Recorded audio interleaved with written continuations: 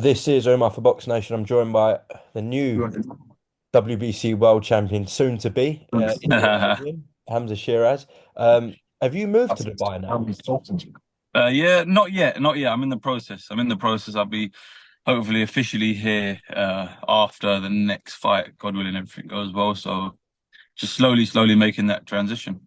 Okay, so you like not in terms of when you're in camp in LA and stuff, but just when you're out of camp, are you like traveling back from London to Dubai, etc.? What's the situation? I'm mostly here. I'm mostly here. I go London obviously to see the family and whatnot, catch up with them. But then if I'm not there, I'm here, and this is where I spend most of my time, mostly training and whatnot. So it's all good, man. It's like it's home anyway for me, so it wouldn't be nothing new moving out here. So when are you going to LA for camp? I'm there after the Tyson Fury fight. I'm gonna go to the Fury fight in Riyadh. I officially start camp over here. Ricky's flying over here a week before that. We start camp and then we fly to LA after that. Okay. Right, so I spoke to your promoter Frank Warren a couple of days ago, and I said, look, you had the situation with Janabek with a WBO. You could have gone down that route. You could have gone down the route with WBC with Carlos Adames, which you guys have done, of course. Um, from his perspective, it made total sense because tonight we've got Pauls v Bentley in London, and they're Yep. both ranked number one and two. So from a Queensbury perspective, it's great. You got one guy challenging for the WBC. You got two guys contesting tonight for the number one spot for Janabek's belt. From your perspective, why was this the right move and not Janabek? Because it was Frank's call. It was Frank's call, number one. And number two, I've been mandatory with the WBC after the Emma Williams fight. I was meant to fight Carlos Adames way back, way before, and he had a fight scheduled. He had to get that over with, and then hence we had to take the Tyler Denny fight just so I stayed active and whatnot. And then this was always in the equation, and obviously we got mandated after being mandated for the WBC for the WBO belt. So this was in the works way before I even got mandated for that. So it didn't kind of make sense. It was already going to be done regardless of what happened. Okay. I don't think people realise that, so I'm glad I've pointed that out that you were actually mandatory for the WBC before you were mandatory for Janabek. Yep. Yeah, I was there. Listen, I've been mandatory for, like I said, since the Emma Williams fight. It was a final eliminator, wasn't it? It was a final eliminator, and it was just because it wasn't publicized as much. I think people thought that it didn't happen, but yeah, that was the deal with that. Just to close off on the whole Janabek thing, I would like a response to some of his posts. There's been numerous, so I can't read them Yep. all out. But Yep. just on that situation, for anyone who's saying, "Oh, Shiraz was ducking Janabek, etc.," he's saying the same Yeah. thing. The response to that, please.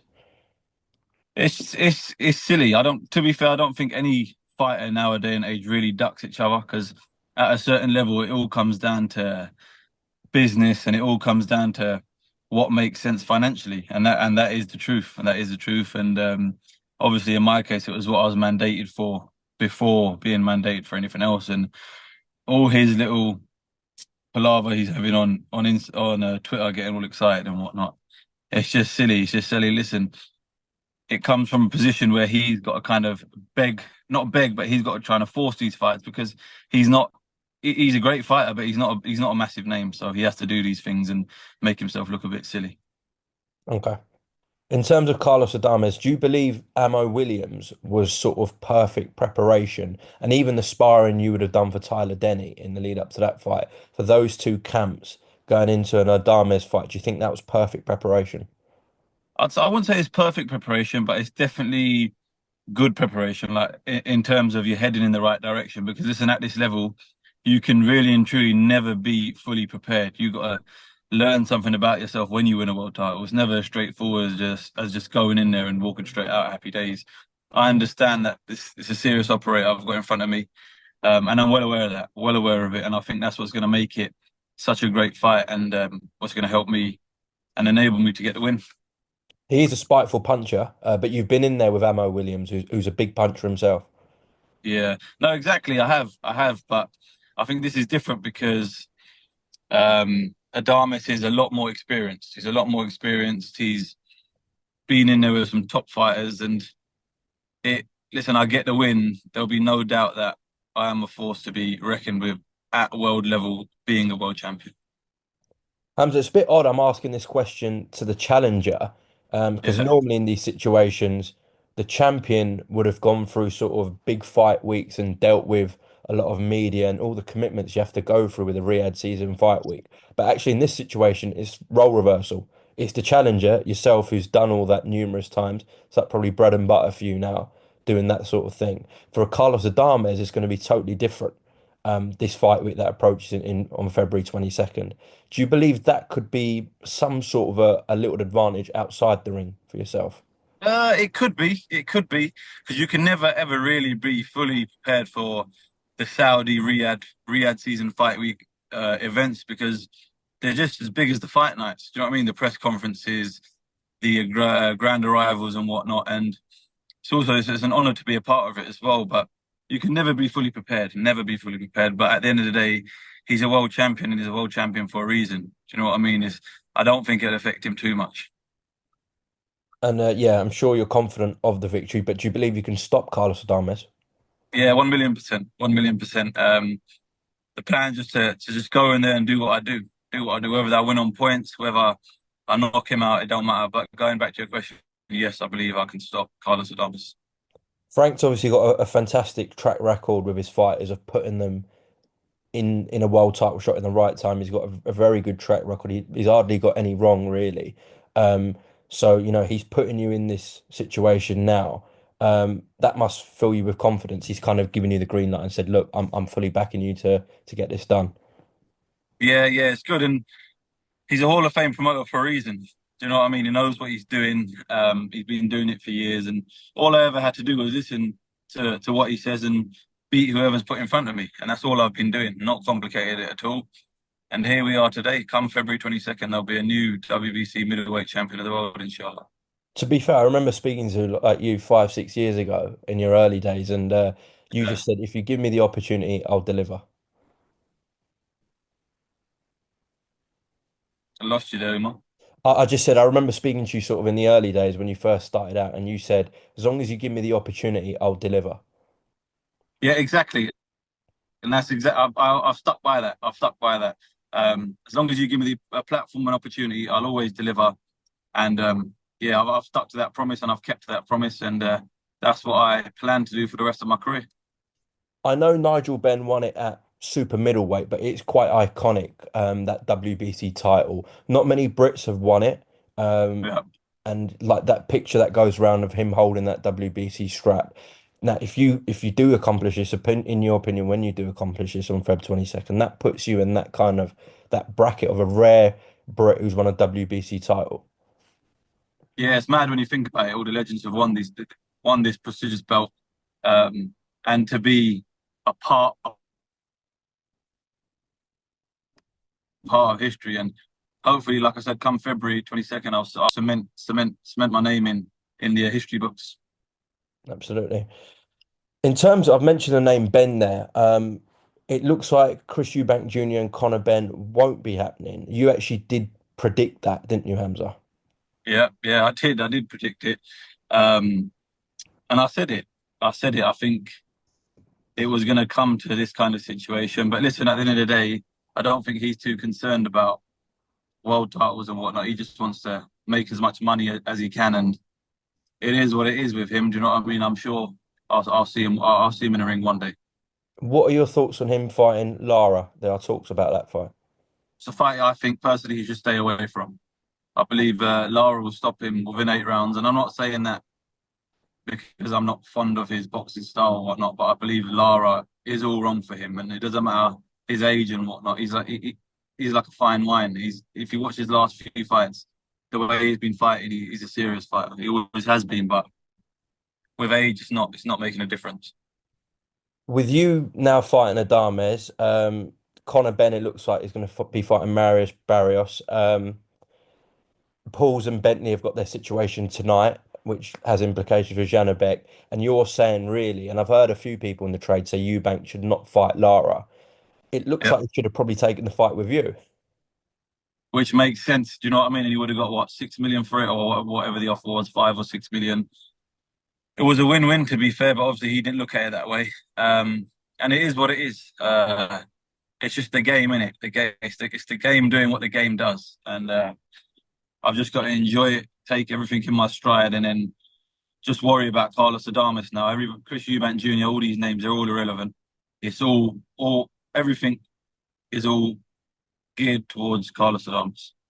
Have you studied a lot of his fights, or Carlos's fights? I've been watching him for a long time. I've been watching him for a long time. Um, and yeah, listen, he's a great fighter. He's a like I said, he's a world champion for a reason. You know what I mean? But yeah, I'm excited to get in there with him to see what I'm about really. And you know when you say that you wake up on a fight day and like your plans kind of sometimes change. Is that going to be Yeah. potentially the same for this fight when you're going into a world title shot? I mean, yeah, because why fix it if it's not broken? It's been working for me. As long as I'm not too silly, because when you're in with punches, you have to be smarter, and I'm aware of that. And especially someone who's had more experience than me, I kind of got to understand that he's going to do things and do certain, do certain things that I haven't seen before in the boxing ring. But it's nothing I'm not prepared for. Your size, your frame is always an advantage. I'm guessing that's going to be a key factor in this fight again. It could be Umar. It could be. Who knows? I might want to, or I might be working to fight on the inside with him. As stupid as that sounds, it's the same thing with the Ammo Williams fight. I know I'm not comparing it, but I'm just using it as an example. Everyone goes, "Oh, you got to keep him long. You got to keep him long." But I didn't. Fought him on the inside, and then I beat him down. And who knows? It all depends. It all depends. Just a couple of more things. I didn't think I'd be bringing this up, but Simon Jordan raised it on TalkSport Uh, about your yeah, situation with Bradley Skit. Now, yeah, how is it with Simon? Because I know a few years back, like yeah, it's quite heavy, sort of the scrutiny on you, and it came yeah, from Simon. It derived yeah. from that. How are you with Simon now? He's cool. I've never had an issue with him, even when he was gunning me down. Listen, everyone's entitled to their own opinion. And he's entitled to his, and it is what it is. That's his opinion. He still stands by it to this day. And on that interview the other day, it was good for him to get it off his chest and directly say it to me, so he knows I've heard it, and that's it. We can move forward and carry on. I've never met him to be fair, so I look forward to meeting him hopefully one day. I think he's a good guy. I think it brings a lot of eyes to Talksport. He definitely does, and yeah, just it is what it is. Lastly, I'm going to be putting this out before the main event tonight. So, what your Yeah. thoughts? Who you leaning towards? Bentley. I got Bentley winning. I don't think Pools has the minerals to do anything that Denzel ain't seen before. I think that will knock him out within 6 rounds. And I'll be surprised if anything else happens. Denzel hasn't been too complimentary of yourself. He said that you're Yeah, avoiding fights and that you know that you should have got the fight on with him. You're avoiding him, etc. yeah. Any response to that or not?